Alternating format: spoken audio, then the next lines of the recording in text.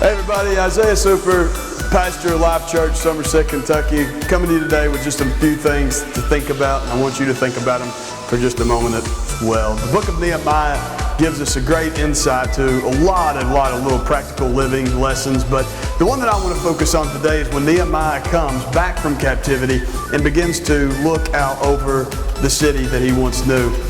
As he moves around the city, he's anxious to get these walls rebuilt, which is exactly what God's called him to do. But there's one really glaring problem, is that Nehemiah says before that anything could be rebuilt, before anything that could be built, or for any construction to get underway, there was too much rubble, there was too much garbage, there was too much just clutter in the way where the walls had initially been destroyed. And so what Nehemiah had to do was he had to first clear away all the rubble before anything could be rebuilt. The book of Hebrews says this in Hebrews chapter 12, verse 2. It says, "Wherefore we set aside every weakness and the sin that does so easily beset us, and it challenges us to run with endurance the race that is set before us," or to literally take part in the work that God's called us to do.